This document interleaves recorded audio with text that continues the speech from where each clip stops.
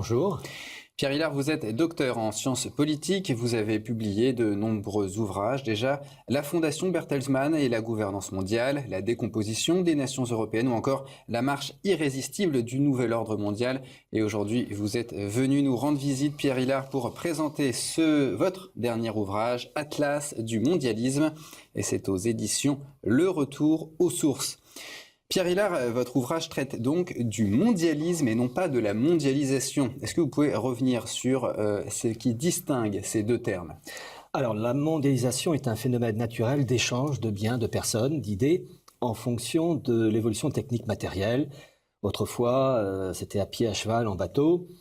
Et puis, à partir du 19e siècle, c'est via le réseau électrique, la diffusion d'informations, le chemin de fer. Maintenant, c'est Internet, SMS, etc. Donc, ce n'est qu'une accélération d'un phénomène naturel en fonction du développement de la science, de la technique. En revanche, le mondialisme s'appuie sur des préceptes philosophiques, certains disent religieux, mais en tout cas philosophiques, une conception du monde, une organisation du monde en fonction de critères permettant une unité du genre humain, avec une gouvernance mondiale et un traitement de tous les hommes selon des critères politiques, financiers et voire même religieux communs.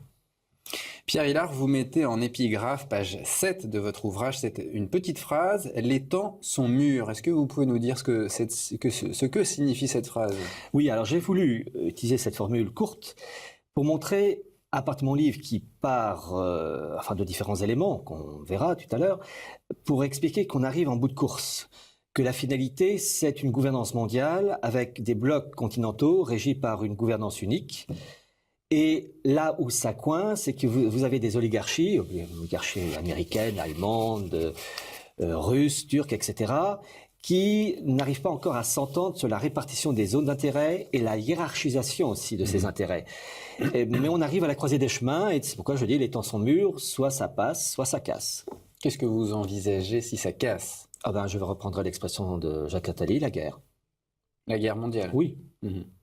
Avec des phénomènes auparavant, on a l'embarras du choix entre ce qui se passe en Corée, Proche-Orient évidemment, et puis la crise économique, les bulles qui s'accumulent, un État américain dont le déficit fédéral tourne autour des 20 000 dollars, et puis un endettement mondial qui a dépassé, je crois, les 200 000, je crois c'est 230 000 milliards de dollars, enfin on n'est plus à quelques dizaines de milliers de dollars près. Donc en fait, on est dans une situation d'effondrement économique financier qui se prépare. Et donc, selon la bonne vieille formule de Charles-Maurice de Talleyrand, agiter le peuple avant de s'en servir, afin de passer d'un état inférieur à une étape supérieure. Le principe de l'orangina. Alors, Pierre Hillard, dans votre chapitre 1 consacré à l'Europe ethnique, vous constatez qu'en 2016, la plupart des pays du Conseil de l'Europe ont adopté des textes relatifs à la protection des langues régionales et minorités nationales. À ce titre, vous dénoncez une vision racialiste. Oui, alors en plus de la charte des langues régionales, il faut aussi ajouter un autre document, la Convention 4 pour la protection des groupes ethniques, basques, catalans, flamands, etc. Et donc on a, dans les instances européennes, ont élaboré toute une série de textes. En fait, ce sont les Allemands qui sont à l'origine de la chose. Et à titre personnel, je le cite donc, des Allemands comme Herbert Kohn, comme Theodor Feiter, mais il y a plein de juristes allemands et autrichiens, qui ont élaboré des textes en faveur d'une ethnicisation de l'Europe. Et le phénomène s'est répandu dans tous les pays, et évidemment, des pays comme la Catalogne, une région comme la Catalogne, qui est la figure de proue pour tenter de s'émanciper de l'État espagnol, ce n'est que la conséquence d'un travail de fond, en sachant que vous avez évidemment en Catalogne des Catalans qui sont pour l'indépendance de leur région, d'autres qui veulent rester espagnols, mais on a eu une diffusion, si je puis me permettre cette expression, de métastases ethnicistes qui ont mis le feu partout. Vous avez un démarrage avec la Corse. Certes, pour le moment, c'est une autonomie que les dirigeants corses qui ont gagné haut la main les élections le 3 et 10 décembre dernier, de 2017. Mais on voit que ça s'allume. Parce que pour bien comprendre l'architecture européenne, vous avez 3 niveaux. Région, État, France, Italie, Espagne, etc. Union européenne. Et le problème, c'est que vous avez de plus en plus de pouvoir à l'Union européenne, de plus en plus de pouvoir aux régions, et entre les deux, les États qui sont privés de leurs fonctions régaliennes, battre monnaie, etc. Donc peu à peu, ces États, France, Italie, Espagne, perdent en substance, et entre le marteau et l'enclume, peu à peu, ça craque. Alors ça va aller plus ou moins vite peut-être plus vite pour l'Espagne ou pour l'Italie, mais la France est touchée et tous les pays européens sont touchés. Écraser, détruire les États pour créer une gouvernance européenne qui devrait, si la logique va à son terme, à une gouvernance mondiale. Ça, c'est ce qu'ils vont réussir. Je croise les doigts pour qu'ils échouent. Alors, Pierre Hillard, est-ce que vous pouvez nous dire comment vous avez accueilli le passage de 22 à 13 régions sous la présidence de François Hollande? Eh bien, François Hollande a été un acteur utile en faveur du mondialisme et de la gouvernance européenne. D'abord, je rappelle une chose, c'est que vous avez un institut franco-américain, la fameuse FAF, French American Foundation, qui a été créée en 1981 par les dirigeants français Giscard d'Estaing et le président américain de l'époque Ford, pour recruter ce qu'ils appellent des young leaders appelés à occuper des postes élevés. Et puis vous avez, pour la promotion 1996, un certain François Hollande. Et d'ailleurs, dans mon livre, Atlas du mondialisme, j'ai mis toute la liste des young leaders de 1980 à 2017. Et donc, en ce domaine, François Hollande, il a joué un rôle en faveur de la décomposition des États et de la France en particulier, puisque en favorisant le passage de 22 à 13 régions, il permet donc la naissance de blocs régionaux qui vont s'intégrer dans un espace européen. Il a fait aussi une deuxième chose, qui est un élément clé, ce qu'on appelle les fonds structurels, nerf de la guerre. Les fonds structurels, c'est une somme d'argent, alors ce sont des milliards et des milliards d'euros, attribués aux régions en fonction de leur développement économique, financier, et les aider dans leur développement. Bon, le principe en lui-même n'est pas mauvais, construire des routes, des bâtiments en tout genre, bon, très bien. Mais le problème, c'est que dans le cas de la France, cet argent donné par Bruxelles était d'abord donné ensuite donc au préfet, l'autorité de l'État, et ensuite distribué aux régions françaises, plus ou moins développées économiquement. Et François Hollande avait promis en 2012, et c'est chose faite depuis le janvier 2014, que les régions pourraient traiter directement avec Bruxelles sans passer par l'autorité de l'État, le préfet, pour s'occuper de cet élément clé qui est l'argent. Et donc, les interlocuteurs régionaux, enfin les conseils régionaux de Bretagne, Normandie, d'Alsace, etc., en sachant que pour l'Alsace, ça avait déjà commencé dès 2003 avec le gouvernement Raffarin, c'est lui qui a ouvert la brèche. Eh bien, les conseils régionaux ont comme interlocuteur, pour le nerf de la guerre, Bruxelles, la France a disparu. Et donc, bien comprendre que la décomposition des États, ça passe par l'aspect, j'allais dire tribal, la reconnaissance ethnique, mais aussi technocratique, avec des pouvoirs de plus en plus grands aux régions. Et j'ajoute un autre élément, et j'en parle aussi, c'est que cette reconnaissance ethnique, à ne pas confondre avec l'aspect identitaire. À titre personnel, je suis pour le respect des identités, basque, catalane, etc. Chose qui a été détruite par la Révolution française, la France jacobine. Là, c'est le principe consiste à donner une vision tribale de l'Europe. Et si on reconnaît des principes ethniques aux Basques flamands, et bien tôt ou tard, ce principe sera étendu aux populations non européennes, d'origine nord-africaine et subsaharienne. Donc on va avoir une Europe bigarrée, et évidemment, ce sont les populations aux démographies les plus fortes, finalement les tribus les plus puissantes, qui imposeront leur vue à des tribus à la démographie faible, catalane, flamande ou bretonne. Qui est le gagnant dans cette histoire? J'invite les lecteurs à lire mon livre Atlas du mondialisme. Surtout que je rappelle une chose, et je le cite aussi dans mon livre, vous avez un document de l'ONU de 2015 qui appelle tout simplement au remplacement des populations européennes. C'est écrit, c'est la couverture du document de l'ONU, le remplacement. Alors vous venez un petit peu de l'évoquer, Pierre Hillard, vous affirmez que le principe de ces frontières artificielles est né en France lors de la Révolution française. Comment s'est manifesté ce principe? Alors, la France d'Ancien Régime, tout juste avant la Révolution, était composée de provinces de bailliage avec une diversité reconnue par les rois de France. Et lorsque, par exemple, Louis XIV s'adressait à ces sujets, il ne disait pas Français, Françaises, il disait à mes peuples. Arrive l'ère des Lumières, 18e siècle, où on a une vision de l'homme qui doit être traité de manière indifférenciée et déracinée. Et arrive la Révolution de 1789, destruction des provinces et de cette diversité identitaire pour qui j'ai vraiment de l'affection parce qu'il faut respecter les identités françaises. Mais le problème, c'est que ces révolutionnaires marqués par un esprit technocrate avant l'heure vont mettre en place une France en département, mais à l'origine en carré, un véritable damier. Et donc, une France littéralement quadrillée en ligne droite, où le français breton de Brest, le français alsacien de Strasbourg, de Perpignan, etc., est traité de la même manière, indifférencié. Mais pour des raisons d'ordre pratique, ce damier, ils ont dû l'améliorer pour, en fonction des critères, des raisons donc géographiques, montagne, fleuve, et donc éroder ces traits. Et donc une France en département, donc une France malgré tout artificielle, puisque les départements, par définition, c'est n'ont d'ailleurs aucune de cette carte dont vous réalité avez fait historique. la une de, Voilà. de votre ouvrage. Cette France, c'est le document de la Avec, France en carré voilà. et en damier. Et donc ils ont ensuite remodelé, mais le principe de la France en département, ça n'a aucun sens historique, culturel. Et ce principe s'est diffusé avec Napoléon Ier et a touché l'Allemagne, a touché le monde ottoman, avec les fameux vilayets, qui sont les départements, voilà, et l'Allemagne nazie avec les Gauen, à l'origine qui a été lancé par un juriste allemand qui s'appelait Hugo Preuss pour la République de Weimar, et en fait c'est Hitler qui va mettre en place cette Allemagne des Gauen, et ensuite ce principe est élargi dans le cadre de l'Union européenne avec les eurorégions, qui sont des blocs régionaux, et les eurorégions sont les départements de l'Union européenne, mais à l'échelle continentale. Alors, la France, Pierre Hilard, et même l'Europe plus largement, ne sont pas les seuls territoires à avoir fait l'objet de transformations. C'est ce que vous expliquez dans votre ouvrage. Au XVIIIe et XIXe siècle, les États-Unis aussi sont l'objet de refonte. Vous exprimez politique financière et territoriale. Et c'est d'ailleurs une refonte qui commence dès 1791 avec la création de la première banque des États-Unis. Oui, alors, création d'une banque américaine qui va dépendre donc de l'autorité de la City de Londres. Et ça va être renouvelé en 1816, après la guerre de 1814 entre les Anglais et les Américains.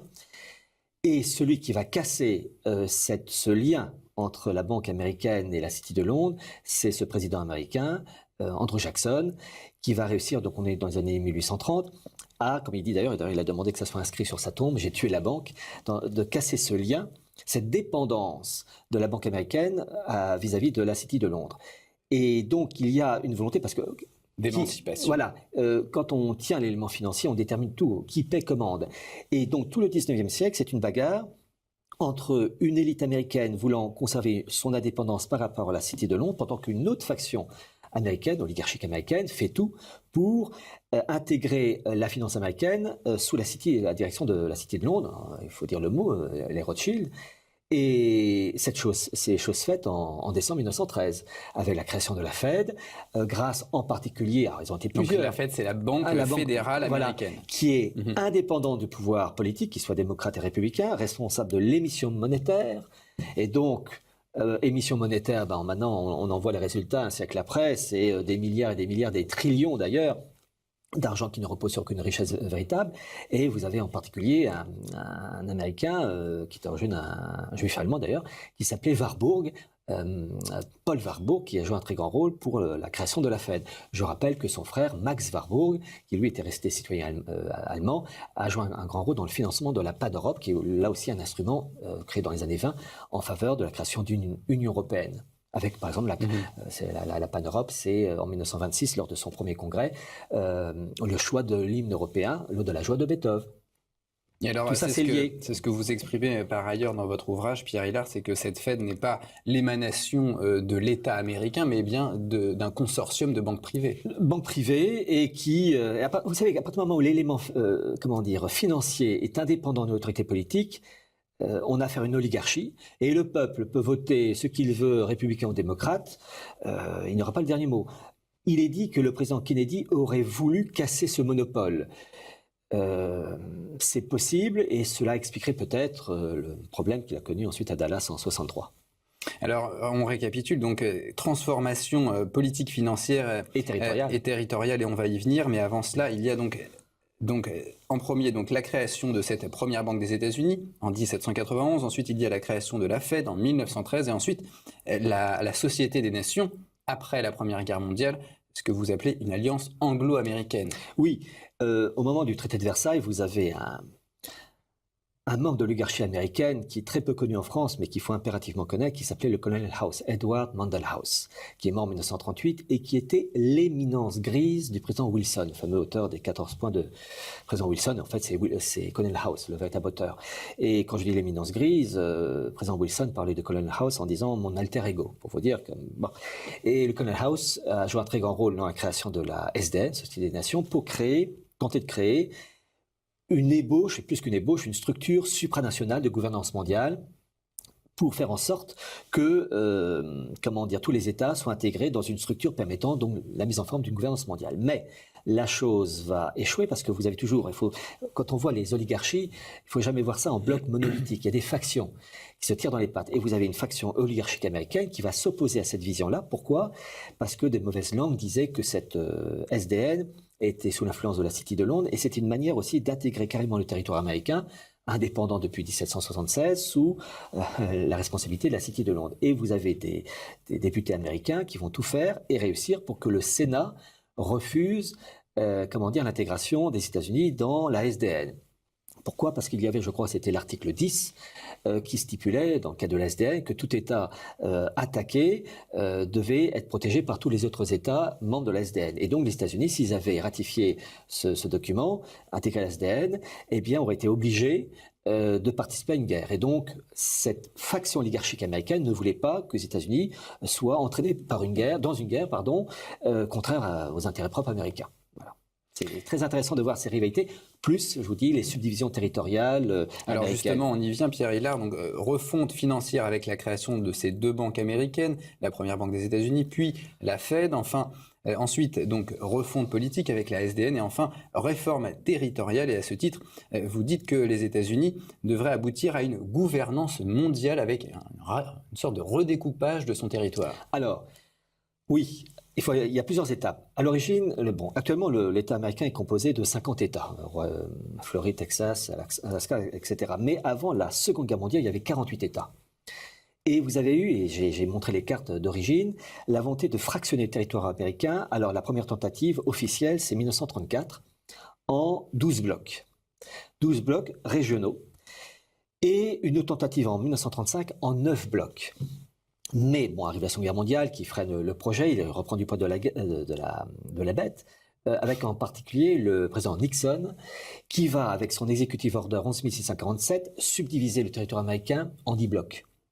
10 blocs régionaux, donc on passe de 50 en 10 blocs, et ces 10 blocs dépendent directement du président des États-Unis. Chaque bloc est dirigé par un super président, j'allais dire un super préfet, dépendant de l'autorité du président américain, et il est précisé dans les textes officiels, et j'ai mis les sources, que ces super préfets, c'est pas le terme exact, mais l'idée est là, qui dirigent ces super blocs régionaux, doivent servir le président des États-Unis avec plaisir. Texto, c'est dans un texte d'origine. Et ce procédé qui a été lancé par le président Nixon de subdivision des États-Unis en 10 blocs, ça s'est retrouvé dans, par exemple, l'organisation américaine qui est la FEMA. La FEMA, qui est l'organisme américain chargé de gérer toutes les catastrophes, inondations, ouragans, attentats terroristes, qui donne les pleins pouvoirs au président des États-Unis en cas d'événements très graves, un sort de 11 septembre bis. Et en particulier, j'ai montré que vous avez des textes signés entre autres par le président Obama le 31 décembre 2011, qui stipulent qu'en cas d'événements très graves, donc une crise économique violente, et ma foi, ça nous pend au nez, un événement militaire, une catastrophe vraiment très grave, il est précisé dans ces textes que les citoyens américains pourront être internés, mis en prison, without trial, sans procès. C'est la disparition de tout respect de la liberté individuelle. Et donc, on voit qu'il y a une forme de dictature qui se met en place. Il suffit d'allumer la mèche pour mettre en place ces documents qui, pour le moment, sont suspendus, mais qui attendent l'heureux événement, si je puis dire. Et cette subdivision, justement, du territoire américain, est-ce qu'on peut la mettre en parallèle, justement, avec la subdivision européenne, avec le régionalisme? C'est pareil, c'est le même processus. C'est-à-dire qu'on subdivise. Il faut d'abord casser les États, avec des critères ethniques, économiques. Alors on crée des blocs. Vous avez en particulier, il y a presque 100 cartes dans ce livre, la volonté de mettre, et c'est écrit en toutes lettres, des sortes de mégacités. Mégacités avec des blocs régionaux, et ces mégacités, c'est un peu comme vous savez dans les films de science-fiction, vous avez la cité ultramoderne, aseptisée, et puis tout en dehors de cette cité ultramoderne, les pauvres, les ghettos, voilà. Et tout ça relié par des voies de communication ultra sécurisées. Et en particulier, vous avez parmi ces technocrates, un technocrate américain qui s'appelle Parag Khanna, qui prend comme modèle de référence la Chine, avec la création il le dit lui-même, de 24 mégacités. Vous voyez le truc bien science-fiction, et c'est pareil pour l'Europe. On tend vers vers cette voie-là, et le président Macron est là pour tenter de parachever le modèle d'unité européenne. D'ailleurs, c'est pas pour rien d'ailleurs qu'il va recevoir en mai 2018 la plus haute distinction attribuée aux personnes œuvrant en faveur de la construction européenne, le prix Charlemagne. Pierre Hillard, vous abordez également la composition et la décomposition du monde musulman. Est-ce que vous pouvez nous expliquer aujourd'hui les événements qui ont conduit ces pays justement dans la guerre? Alors, un petit rappel du passé qui nourrit l'actualité. Le monde musulman, déjà, il a subi une belle claque avec les accords Sykes-Picot, consistant donc en 1916 au démantèlement de l'Empire ottoman. Répartition en fonction des intérêts français et anglais, mais dans cette histoire, ce sont les Anglais qui ont tiré la couverture à eux, avec territoire irakien, Kirkouk et Mossoul, riches en pétrole. Et puis, vous avez en même temps, en 1917, ça va faire 100 ans, la déclaration Balfour, qui est donc la reconnaissance d'un foyer juif en Palestine, sous l'autorité, enfin, avec l'assentiment du gouvernement britannique. Et vous avez ensuite des rivalités entre juifs et musulmans, création de l'État d'Israël en 1948, et vous avez eu un éminent, il est toujours vivant d'ailleurs, il a 101 ans, il s'appelle Bernard Lewis, qui le premier a théorisé ce fameux concept du choc des civilisations, 1957. C'est dans son livre Islam, c'est même le titre d'un de ses paragraphes, chapitre de livre. Et donc, lui et ses compères ont élaboré des documents pour fractionner les États musulmans. Et en particulier, j'ai la couverture, on pourrait peut-être montrer la couverture de la revue Time de janvier 1979, avec l'ours russe en arrière. Et donc l'arc de crise qui va de la Corne de l'Afrique, en passant par l'Arabie Saoudite jusqu'au Pakistan, et en arrière-fond, l'ours russe prêt à recevoir la pagaille, sans entendu, les républiques soviétiques musulmanes, qui auraient donc connu les désordres. Et j'ai montré d'autres cartes, comme par exemple une autre carte qui a été élaborée et qui est sortie de la manière la plus officielle possible en 2013 dans le New York Times, fragmentation de la péninsule arabique, mais aussi de la Libye, en 3 blocs. Voilà, en 3 blocs, avec création de 3 cités-États.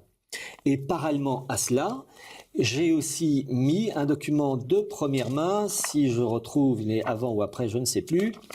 Normalement, c'est avant, la logique le voudrait. C'est en particulier un document officiel tiré des mémoires, enfin des carnets complets de Théodore Herzl, volume 2, page 711, je connais la référence par cœur, qui est le Grand Israël des rives de l'Euphrate jusqu'au Nil. Et donc on a des rivalités internes, et par exemple si le président Trump a souhaité que Jérusalem soit la capitale de l'État hébreu, on voit qu'il y a des rivalités entre ceux qui voudraient maintenir un dialogue entre le monde musulman et le monde hébreu avec le monde anglo-saxon en arrière-fond, et puis ceux qui s'y refusent. Plein de rivalités. Et évidemment, il faut ne pas oublier aussi le monde russe, qui a aussi ses intérêts financiers, pétrole, ne pas oublier aussi les bases militaires russes sur la côte syrienne, en sachant aussi qu'au large des côtes syriennes, libanaises et chypriotes et israéliennes, vous avez d'immenses réserves de gaz, les réservoirs, les réserves du Léviathan, il y a un autre nom aussi. Enfin bref, il y a à la fois des intérêts d'ordre stratégique, de sécurité, parce qu'un Poutine ne veut pas avoir certains groupes terroristes financés par on ne sait qui, se diriger vers le Caucase et l'Asie centrale. Donc intérêts sécuritaires, stratégiques, pétroliers, gaziers et spirituels, parce que Jérusalem est à la fois un lieu pour les Hébreux, mais aussi pour les musulmans, la mosquée Al-Aqsa, et puis pour les chrétiens. Donc tous ces éléments,